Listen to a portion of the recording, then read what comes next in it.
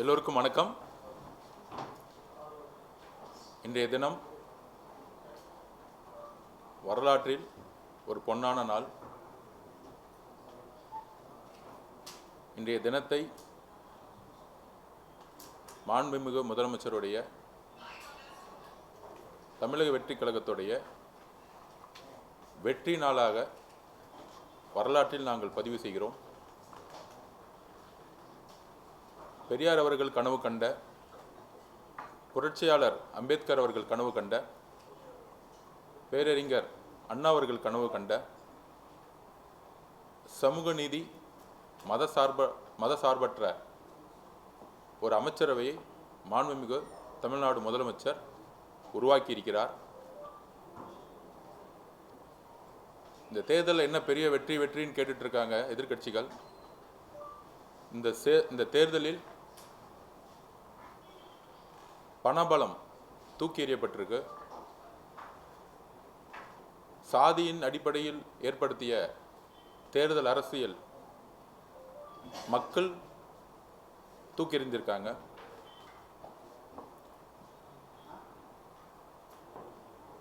C Joseph Vijay அப்படின்னு சொல்லி மக்களிடம் ஓட்டு கேட்டு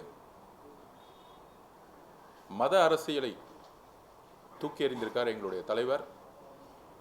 எல்லோருக்குமான ஒரு முதல்வராக எல்லா மதமும், எல்லா சாதிகளும், இளைஞர்களும், பெண்களும் இணைந்து இந்த வெற்றியை உருவாக்கிய பொழுது எங்களுடைய தலைவர் முதல் மாநாட்டில் சொன்ன மாதிரி, அதற்கப்புறம் என்னுடைய தனிப்பட்ட ஒரு முழக்கமாக கூட சொன்னோம், நம்ம ஆட்சியிலும் பங்கு அதிகாரம் பங்குன்னு. தமிழக வரலாற்றில் இதெல்லாம் சாத்தியமா அப்படின்னு எதிர்கட்சிகளும் ஊடகங்களும் ரொம்ப அண்டர்ஸ்டிமேட்டோட எங்கள் தலைவரையும் தமிழக வெற்றி கழகத்தையும் எலெக்ஷனுக்கு முன்னாடி பார்த்தாங்க. தேர்தல் அரசியலில் முதல் மாநாளில் என்ன வாக்குறுதி கொடுத்தாரோ, ஆட்சியிலும் பங்கு அதிகாரம் பங்கு, எல்லா கட்சிகளுக்கான பிரதிநிதித்துவம், எல்லா சமூகத்துக்கான பிரதிநிதித்துவம், இதுதான் பெரியார் அவர்கள் கனவு கண்டார். அந்த மாதிரி இன்றைக்கு இந்தியாவிலே இல்லாத அமைச்சரவையில் ஒடுக்கப்பட்ட ஏழை மக்கள் யார் யாரெல்லாம் கட்சிக்கு உறுதியாக உழைத்தார்களோ, எந்த விதமான சாதி பின்புலத்தை பார்க்காமல், எந்த விதமான குடும்ப பின்புலத்தை பார்க்காமல் இளைஞர்களுக்கான ஒரு அமைச்சரவையை எங்களுடைய தலைவர் மாண்புமிகு முதலமைச்சர் அவர்கள் தமிழ்நாட்டிலேயே ஒரு பெஸ்ட் எக்ஸாம்பிள், ஒரு மினிஸ்ட்ரியை இந்தியாவே பார்த்து பிரமிக்கக்கூடிய ஒரு அமைச்சரவை உருவாக்கியிருக்கார். அதில் 8 தலித் சகோதரர்கள் முக்கிய துறைகளில் இன்னைக்கு தன்னுடைய பொறுப்பை எல்லாம் எடுத்திருக்காங்க. 108 வின் பண்ணி பெரும்பான்மை பலம் இல்லைன்னா பிரசிடென்ட் ரூல் வந்துடும், கவர்னர் ரூல் வந்துடும் அப்படிங்கின்ற ஒரு ஜனநாயக கடமையின்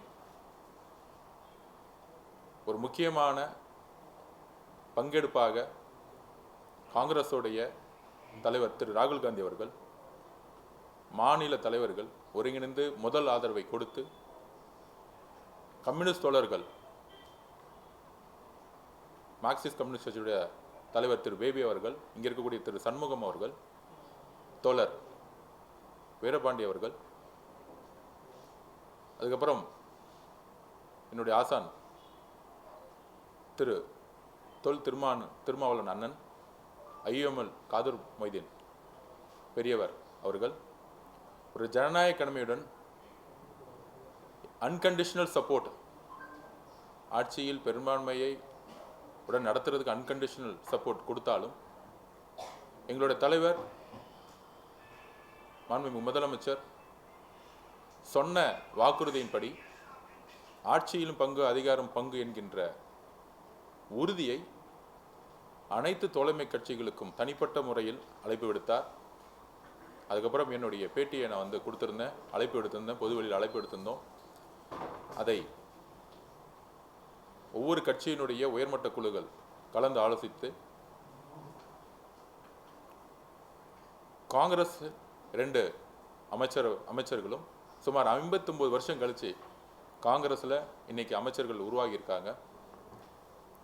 அதுக்கப்புறம் விடுதலை சிறுத்தைகள் கட்சி 30 வருஷம் அவருடைய முழக்கம். முதலில் அண்ணன் திருமானன் அவர்கள் ஒரு அதிகாரம் ஒருவர் மட்டும்தான் இருக்கணுமான்னு முதலில் 99 குரல் எழுப்பினார். ஐயா மூப்பனார் அவர்கள் இருக்கும் பொழுது ஆட்சியிலும் பங்கு அதிகாரத்திலும் பங்கு குரல் முதலில் ஒலித்தது அவருடைய குரலில் இருந்து. IUML 1948 உருவாக்கப்பட்ட இயக்கம், 75 வருட பாரம்பரிய இயக்கம். ஆனால் இன்றைய வரையும் முன்பிருந்த அரசுகள் இஸ்லாமிய சகோதரர்களுக்கும் கிறிஸ்தவ சகோதரர்களுக்கும் எந்த விதத்திலையும் அதிகாரத்தை பகிர்ந்து கொடுத்தது கிடையாது. தன்னுடைய கட்சியில் இருப்பவர்களுக்கு பெயரளவிற்கு அதிகாரம் இல்லாத துறைகளை ஒதுக்கி சமூக நீதி இல்லாத ஒரு அரசை உருவாக்கியிருந்தாங்க. ஆனால் இன்றைக்கு உண்மையான சமூக நீதி நாளாக இன்னைக்கு நாங்கள் பார்க்கிறோம்.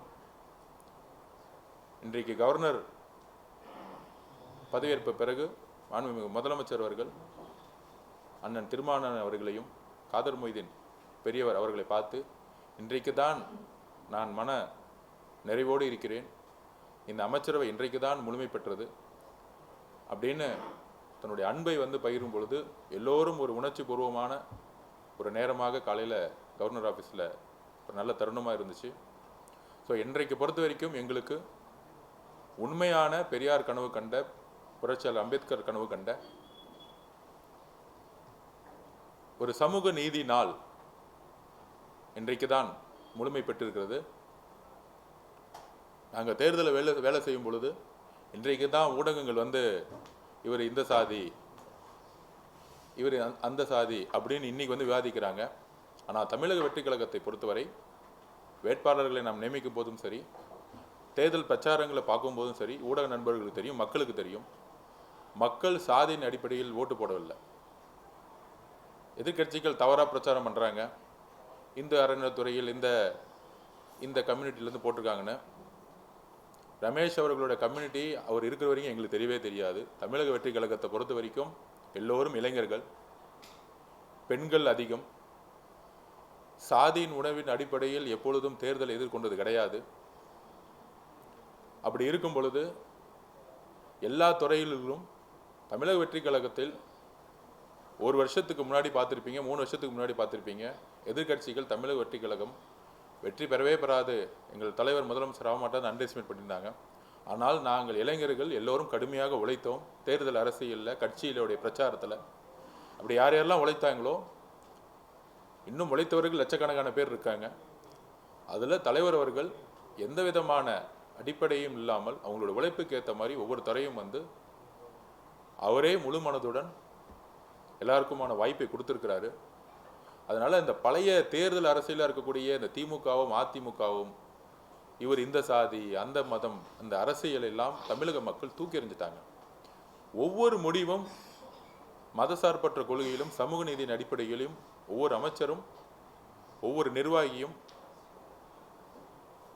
காவல்துறை நிர்வாகிகளும், IAS ஆஃபீஸரும் நேர்மையான முடிவெடுக்கணும்னு முதலமைச்சர் வலியுறுத்தியிருக்கிறாரு.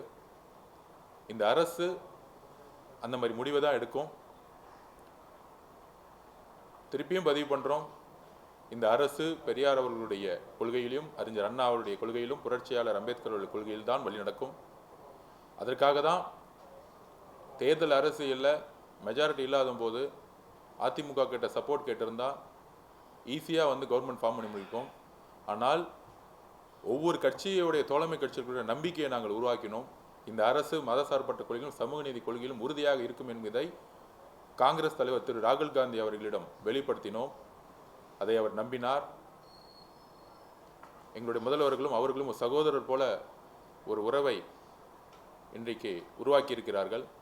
கம்யூனிஸ்ட் தோழர்கள் அவர்களிடம் இந்த மதசார்பற்ற கொள்கையை பற்றி ஒரு நீண்ட விவாதத்தை உருவாக்கணும். இது அதிகாரத்துக்கோ பணபலத்துக்கோ உருவாக்கிய கூட்டணி கிடையாது. அதுக்கப்புறம் விடுதலை சிறுத்தைகள் கட்சி தலைவர் அவர்களிடம் ஒரு பெரிய நீண்ட விவாதம், அவரோட இருந்தக்கூடிய தோழர் ரவிக்குமார் அண்ணன், தோழர் சிந்தனை சண்முகன், எல்லோரிடமும் எந்த அளவிற்கு இந்த அரசு மதசார்பற்ற கொள்கையிலும் சமூக நீதி கொள்கையிலும் உருவாகி இருக்கிறதை விளக்கினோம். ஐஎம்எல் கிட்டத்தட்ட 60 வருஷமா திமுக கூட்டணியில் இருந்தாங்க. ஏன் இஸ்லாமிய சகோதரர்கள் அமைச்சரவையில் பங்கெடுக்க வேண்டும்? இஸ்லாமிய சகோதரர்களுடைய பொருளாதார பின்புலம் மிக மிக மிக மிக வறுமையான பின்புலம். எல்லா சமூகங்களும் முன்னேறினாலும் மைனாரிட்டின்னு சொல்லக்கூடிய இஸ்லாமிய சகோதரர்களாகட்டும், கிறிஸ்தவ சகோதரர்களாகட்டும், பெண்களாகட்டும், இவங்களுக்கு தலித் சகோதரர்களாகட்டும், இவங்களுக்கு அரசு முக்கிய திட்டங்களை கொண்டு வரணும். நேர்மையின் அடிப்படையில் முக்கியமான திட்டங்களை கொண்டு வரணும்.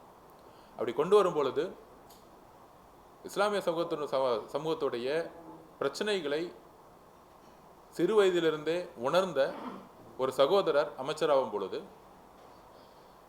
கண்டிப்பாக அந்த திட்டங்களை மாற்றம் கொண்டு வருவார். எடுத்துக்காட்டாக பிடபிள்யூடி ஐவேஸ்ன்னு எனக்கு பொறுப்பு கொடுத்தாலும் விளையாட்டுத்துறை எனக்கு கொடுக்கும் பொழுது 10 வயசுலேருந்தே விளையாட்டுத்துறையில் நான் இருக்கிறேன். நான் ஸ்போர்ட்ஸ் ஹாஸ்டலில் இருக்கிறேன். நான் ட்ரக்ஸை ஒழிக்கணும்னா விளையாட்டை முன்னிலைப்படுத்தணும்னு முதலமைச்சர் இந்த பொறுப்பு கொடுத்துருக்காரு.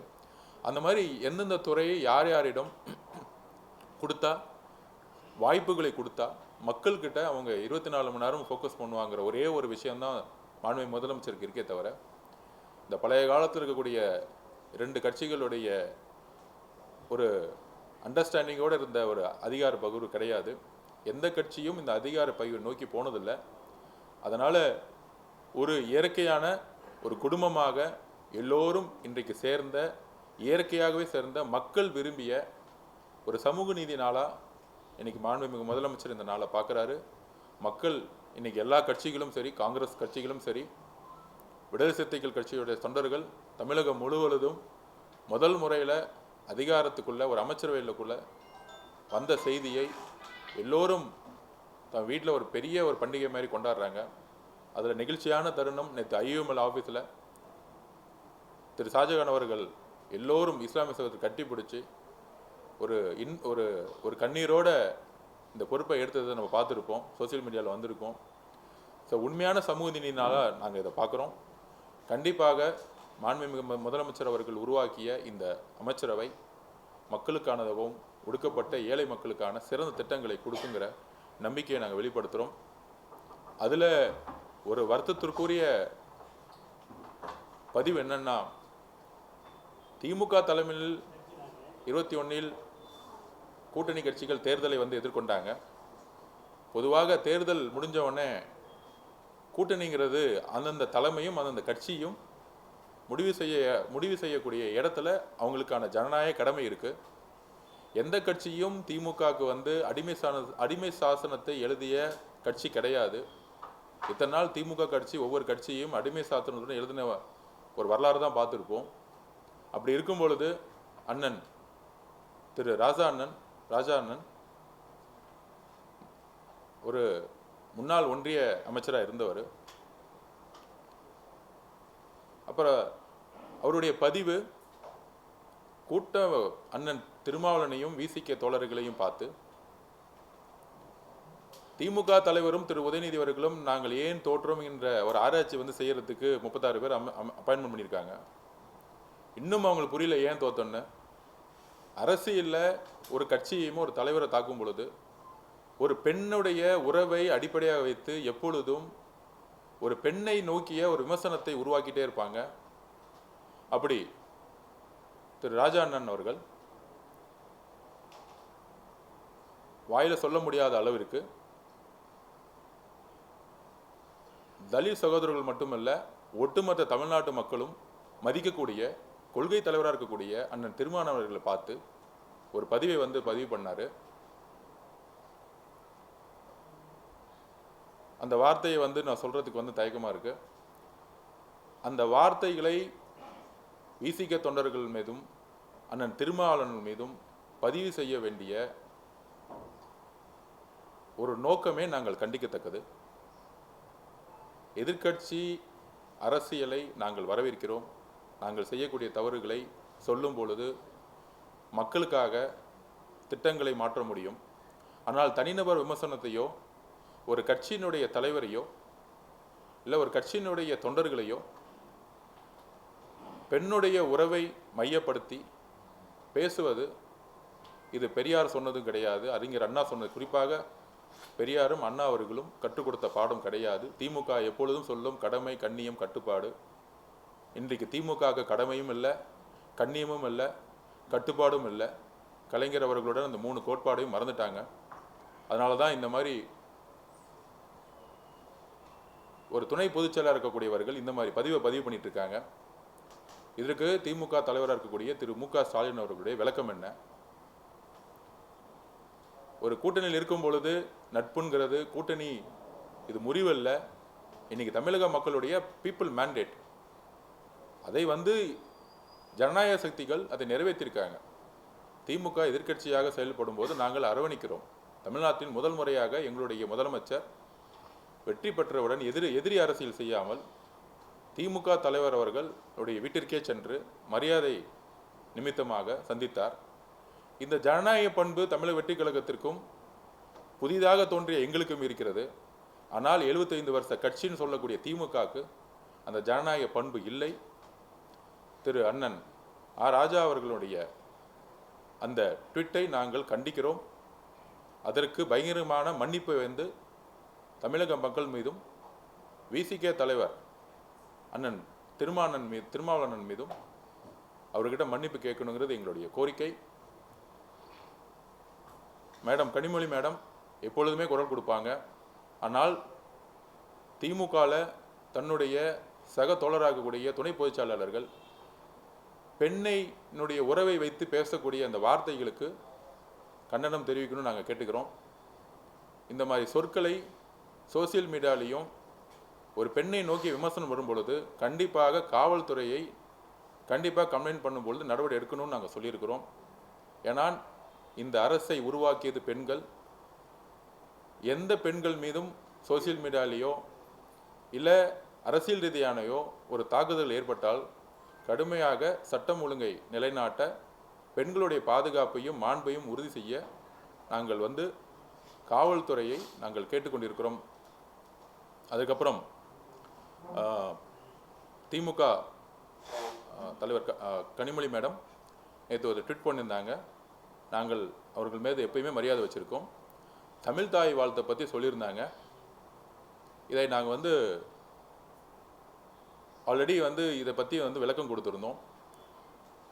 திமுக தலைவராக இருக்கக்கூடிய இன்றைய திரு மு.க. ஸ்டாலின் அவர்கள் முன்னாள் முதலமைச்சர், அவர் பதவியில் இருக்கும் பொழுதே இதே கவர்னர் லேட்டஸ்ட்டாக ஹோம் செக்யூரிட்டி டிபார்ட்மெண்ட்லேருந்து ஒரு சுற்றறிக்கை வந்திருக்கு.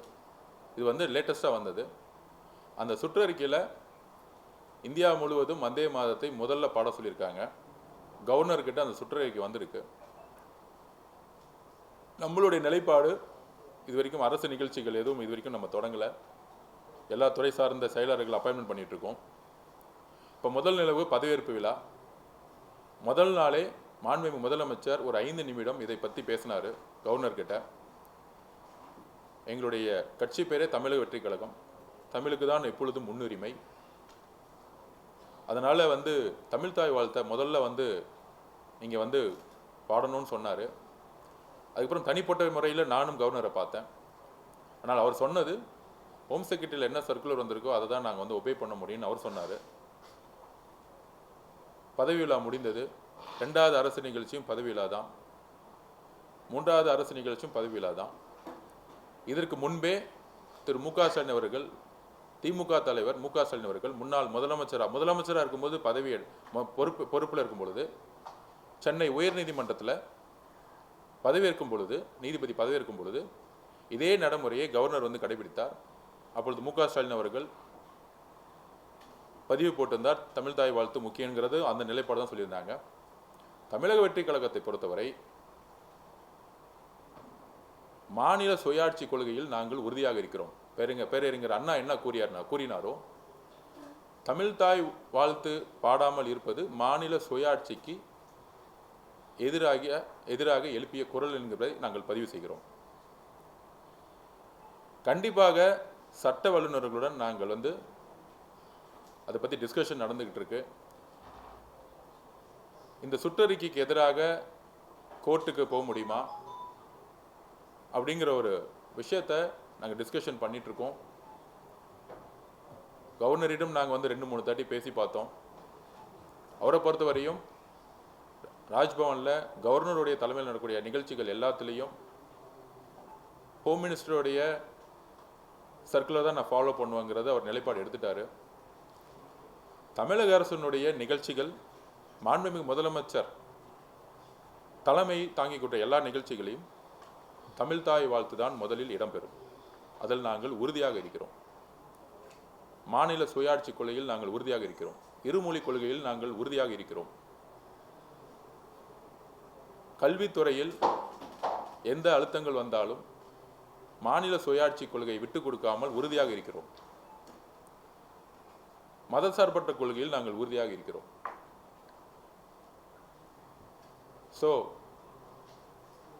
பாராளுமன்ற உறுப்பினர் திருமதி கனிமொழி மேடம் அவர்களுடைய நிலைப்பாடு தான் எங்களுடைய நிலைப்பாடும். எந்த காலத்திலையும் எப்பொழுதும் நாங்கள் தமிழையும் தமிழ் தாய் வாழ்த்தையும் எந்த காலத்திலும் நாங்கள் விட்டுக் கொடுக்க மாட்டோம். அது எங்களுடைய உயிர் நாடி அதை என்பதை பதிவு செய்கிறோம்.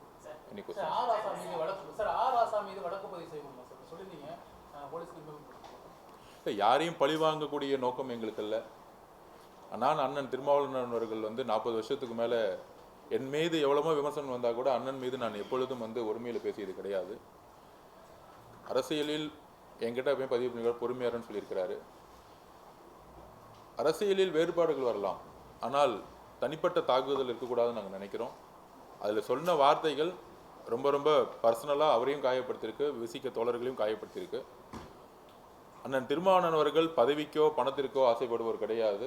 அது ஒரு 40 வருஷ வாழ்க்கையிலேருந்து எல்லாருக்கும் தெரியும். பதவிகள் தேடி வரும் பொழுது இன்றைக்கு கூட அவர் நினச்சிருந்தா இன்றைக்கி வந்து அமைச்சரவையில் பதவி எடுத்துருக்கலாம், ஒரு பை எலெக்ஷன் நின்று இருக்கலாம். ஆனால் என்கிட்ட பதிவு பண்ணணும்னா 30 வருஷம் திரு வன்னியரசு என் கூட இருந்திருக்காரு. நான் எம்எல்ஏ எலெக்ஷனில் நான் நிற்கலை. அப்படி நிற்காத பொழுது இன்னொருத்தருடைய வாய்ப்பை நான் வந்து எடுத்துக்கிட்ட மாதிரி ஆகிடும். அதனால் வந்து அவர் தான் வந்து எம்எல்ஏவாக 2 பேர் தான் இருக்காங்க. அதில் சீனியாரிட்டி படி அவர் தான் வந்து அமைச்சராகணும்னு திரு வன்னியரசு அவர்களை அமைச்சராக்கியது அண்ணன் திருமாவளவன் அவர்கள். இன்றைக்கு ஒட்டுமொத்த அவருடைய முடிவு ஒட்டுமொத்த கட்சியும் அவருடைய அர்ப்பணிப்பையும் தியாகத்தையும் நினச்சி பெருமைப்படுது. அதனால் தனிப்பட்ட காயப்படுத்தக்கூடிய வார்த்தைகளை வந்து திமுகவும் திமுக ஐடிவிங்கும் தவிர்க்கணும்னு நாங்கள் நினைக்கிறோம். மக்கள் சார்ந்த பிரச்சனைகள் நம்ம கடந்த 3 நாட்களில் பார்க்குறோம். பல்வேறு கொலைகள் நடந்துருக்கு, ஜாதி ரீதியான படுகொலைகள் தொடர்ந்து இருக்கு. சென்னை மட்டும் இல்லாமல் பல்வேறு நகரங்களில் இரவு முழுவதும் மின்சாரங்கள் போராட்டங்கள் நடக்குது. மக்கள் சார்ந்த பிரச்சனைகள் அரசு எப்போ கவனம் செலுத்துது? அதாவது வந்து எத்தனை நாள் ஆகுன்னு உங்களுக்கே தெரியும். துறை சார்ந்த ஒவ்வொரு ஐஏஎஸ் ஆஃபீஸர்ஸோடைய அப்பாயின்மெண்ட்ஸ் வந்து முதலமைச்சர் வந்து ஃபோக்கஸ் பண்ணிகிட்ருக்காரு. உங்களுக்கு தெரியும், காலையில் 9 மணிக்கே அவர் வந்துடுறாரு. ஒவ்வொரு டிபார்ட்மெண்ட்டோட ரிவ்யூங் மீட்டிங்ஸ் போயிட்டுருக்கு. 50 வருஷ பணிகளை நம்ம வந்து எதை முதல்ல சரி செய்யப்பட முடியும்னா, நான் ஊடகங்கள் முன்பு பதிவு செய்கிறேன். முன்னாடி சிஎம் டேல நீங்கள் வீடு கட்டணுன்னா ஸ்கொயர் ஃபீட்டுக்கு 40 ரூபா 50 ரூபா கலெக்ஷன் பண்ணிட்டு இருந்தாங்க. இதை ஒழிச்சிருக்கோம். நீங்கள் போய் எங்கே வேணால் கேட்டு பாருங்கள், அப்படி ஒரு குரூப்பே கிடையாது. Party fund, MLA fund, minister fund, இல்லை சிஎம் ஃபேமிலி ஃபண்டு, இதை இந்த ஒரு வாரத்தில் ஒழிச்சிருக்கோம். இது எவ்வளோ பெரிய செய்தி தமிழக மக்களுக்கு, நீங்களே விசாரிங்க. முன்னாடி ரூரலில் நீங்கள் வந்து ஸ்கொயர் ஃபீட்டில் வந்து ஒரு ஏக்கரில் டிடிசிபியில் போய் அப்ரூவ் வாங்கினா ஒரு பெரிய டீம் வந்து வசூல் பண்ணிகிட்ருப்பாங்க. அதை ஒழித்திருக்கோம். டாஸ்மார்க்கில் ஊழலை அமைச்சருக்கான ஃபண்டுங்கிறத ஒழிச்சிருக்கோம். நெடுஞ்சாலைத்துறையில் டோட்டலாக எல்லா டெண்டரையும் வந்து ரிவிஷன் பண்ணிகிட்ருக்கோம். பிடபிள்யூடியோட எல்லா டெண்டரும் ரிவிஷன்ஸ் பண்ணிகிட்ருக்கோம். 2 முக்கியமான துறைகளில் எப்பயுமே ஊழல் நடக்கும். பிடபிள்யூடி, ஹைவேஸ், டாஸ்மார்க், இந்த மாதிரி முக்கியமான துறை நேர்மையான அதிகாரிகளை போட்டு 5 ஆண்டுகள் செய்த தவறுகளை ஒருத்தர் மேலே பழி வாங்காமல் என்னென்ன தவறுகள் செய்து நிகழ்ந்திருக்கிறத நாங்கள் எடுத்துக்கிட்டு இருக்கோம். இப்போ இன்னையிலிருந்து அமைச்சருக்கான ஃபண்டோ இல்லை அமைச்சர் பேரை சொல்லிக்கிட்டு அவங்களுடைய குடும்ப உறவுகளோ இல்லை யாருமே வந்து எந்த இடத்துலையும் ஈடுபடுறது கிடையாது. நீங்களே பார்த்துருப்பீங்க. ஆற்று மணல் ஏற்றி முதலமைச்சருக்கான ஃபண்டுங்கிறது இல்லை. நீங்கள் பார்த்துருப்பீங்க, கரூரில் எந்த இடத்துலையுமே ஆற்று மணல் ஏற்றுறதில்ல. மைன்ஸில் எங்கெங்கெல்லாம் இல்லீகல் மைன்ஸ் இருக்கோ அதெல்லாம் வந்து அந்தந்த கலெக்டர்கிட்ட எடுக்கணும்னு சொல்லியிருக்கோம். ஸோ தமிழகம் முழுவதும் ஒரு 11-12 டிபார்ட்மெண்ட்டில் ஊழல் வந்து கடுமையாக இருக்கும். போக்குவரத்து துறையில் இருக்கும். நீங்கள் போய் ஒரு லைசன்ஸ் கேட்டிங்கன்னா காசு இருக்கும். இன்னைக்கு காலையில் ஒருத்தர் வந்தார், சார் லைசன்ஸ் வாங்குற இடத்துலலாம் வந்து பார்த்தீங்கன்னா இன்னைக்கு காசு கேட்குறது இல்லைங்கிறாங்க. ஏன்னா அமைச்சருக்கு ஒரு ஃபண்டு போகும்போது அதிகாரிகள் கேட்பாங்க.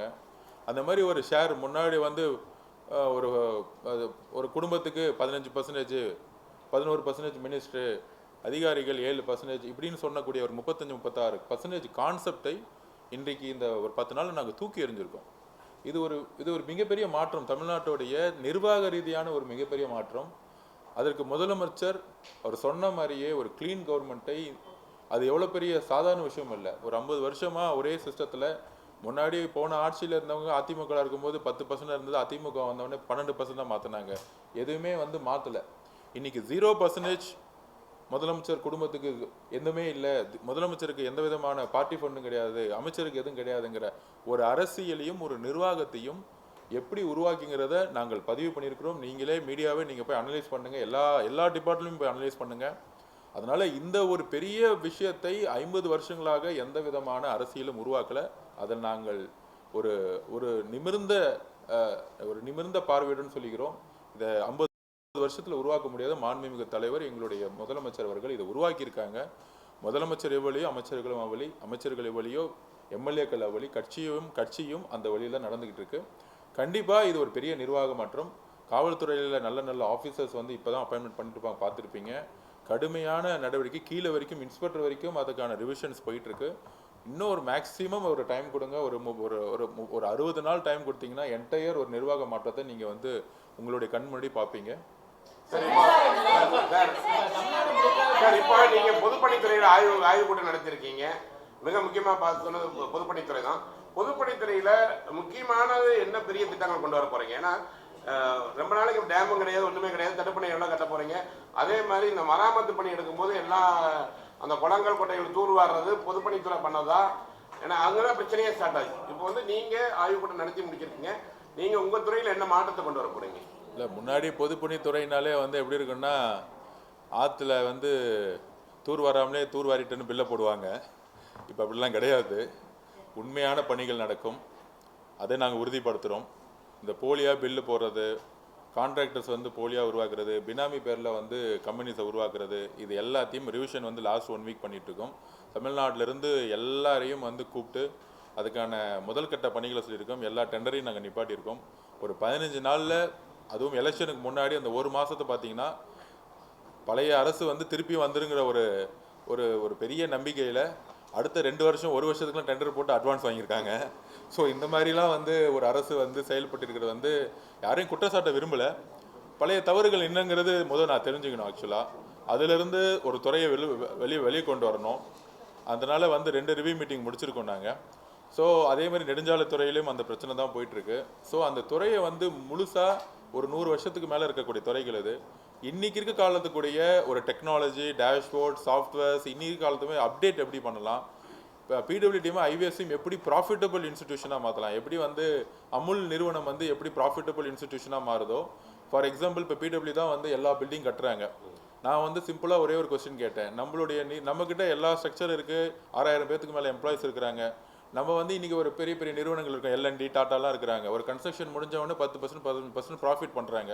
நம்மளும் அதே மாதிரி ப்ரொபோசல் கொடுத்து நம்மளும் வந்து 10% 15% வந்து பில்டிங் கற்று கொடுத்து நம்மளும் ப்ராஃபிட் பண்ணிட்டா அரசு நிறுவனங்கள் வந்து ப்ராஃபிட் பண்ண முடியுமே. நம்ம உழைப்பை வந்து வெறும் கட்டி கொடுத்துட்டு போகிறதோட எப்படி பெரிய நிறுவனங்கள், கன்ஸ்ட்ரக்ஷன் நிறுவனங்கள் லாபம் பண்ணுதோ, நம்மக்கிட்ட கன்ஸ்ட்ரக்ஷன் கம்பெனிலே ஆர்கிடெக்ட்ஸ் இருக்காங்க, எல்லாம் இருக்கிறாங்க. பெரிய ப்ராஜெக்ட்ஸ் எடுத்து, ஏன் ப்ரைவேட் ப்ராஜெக்ட்ஸே எடுத்து 100 வருஷ கம்பெனிக்கிட்ட ஒரு ஐடென்டிட்டி இருக்குது நம்மக்கிட்ட. எப்படி பிடபிள்யூ டிபார்ட்மெண்ட்டை ஒரு ப்ராஃபிட்டபிள் பிஸ்னஸாக மாற்றணும், அந்த ப்ராஃபிட்டபிள் வரும்பொழுது மக்களுக்கான தேவைகளை அதில் செய்ய முடியும், நமக்கான பில்டிங்ஸை கட்ட முடியுங்கிறத வந்து பதிவு பண்ணியிருக்கோம். அதுக்கான ரிவ்யூ மீட்டிங்ஸ் நடந்துட்டுருக்கு. அதுமாதிரி நெடுஞ்சாலை துறைகளையும் வந்து பார்த்தீங்கன்னா 40% ஒர்க் வந்து பார்த்தீங்கன்னா ரிப்பேர் ஒர்க்குன்னு சொல்லிகிட்டே இருப்பாங்க. அந்த ரிப்பேர் ஒர்க்கில் தான் வந்து எப்போயுமே வந்து நிறைய ஊழல் நடந்துகிட்ருக்கு. ஆக்சுவலாக ரிப்பேரே பண்ணாமல் அதாவது அவங்க சொல்கிற டெக்னிக்கல் வேர்டுன்னா பேட்ச் ஒர்க்னு சொல்லுவாங்க. பேட்ச் ஒர்க்னு சொல்லிட்டு வேறு பக்கம் பேட்ச் ஒர்க் நடந்திருக்கு ஆக்சுவலாக. ஸோ இந்த மாதிரி இந்த ஒர்க்ஸ் எல்லாம், இந்த மாதிரி வேர்ட்ஸ் எல்லாம் நம்ம ரிமூவ் பண்ணி உண்மையாலே நிறைய இடத்துல இன்னும் குக்கிராமங்களையும் மலைகளிலும் இன்னும் வந்து ரோடு வசதி கிடையாது. நிறைய வில்லேஜில் மெயின் ரோட்லேருந்து ஸ்டேட் ஹைவேஸ்லேருந்து ஊர்களுக்கு வந்து பார்த்தீங்கன்னா இன்னும் மண் ரோட்டில் இருக்குது. மழை பெய்யும் போது ஒரு ஒரு ஒரு ஒரு சின்ன ஒரு ஆட்டோ கூட போக முடியாது இருக்குது. ஸோ குக்கிராமங்களை இணைக்கக்கூடிய லோக்கல் பாடியோடு சேர்ந்து ஹைவேஸ் டிபார்ட்மெண்ட் எப்படி ஒர்க் பண்ண முடியுங்கிறதையும் நாங்கள் வந்து எப்படி உள்ளாட்சித்துறையோடு சேர்ந்து, முன்னாடி உள்ளாட்சித்துறையும் ஹைவேஸ் டிபார்ட்மெண்ட்டும் சேர்ந்து ஒர்க் பண்ணது கிடையாது ஆக்சுவலாக. ஸோ இதை வந்து எப்படி 2 பேரும் சேர்ந்து இணைந்து தமிழகம் முழுவதும் ஹைவேஸ் எல்லாம் வந்து கொண்டு வந்திருக்காங்க. அதில் வந்து கொஞ்சம் நிறைய இடத்துல வந்து ரிப்பேர்ஸ் ஒர்க்ஸ் இருக்குது. ஆனால் வந்து குக்கிராமங்களை எப்படி சேர்ந்து இணைக்கணும், பாமர மக்கள் இணைக்கக்கூடிய இடத்துல எப்படி வந்து நெடுஞ்சாலைகளை உருவாக்கணுங்கிறதுக்கான ஃபஸ்ட்டு ஒரு ரிவ்யூ மீட்டிங்கை பண்ணி அதுக்கான டிஸ்கஷன்ஸ் போயிட்டுருக்கு. ஒரு 3 மாதம் டைம் கொடுங்க. அதுக்குள்ளே வந்து டோட்டலாக அதுக்கான ரிவ்யூ மேப்ஸ் எடுத்து என்னென்ன திட்டங்கள் புதுசாக கொண்டு வர போகிறோம் அப்படிங்கிறத நாங்கள் பதிவு பண்ணுவோம்.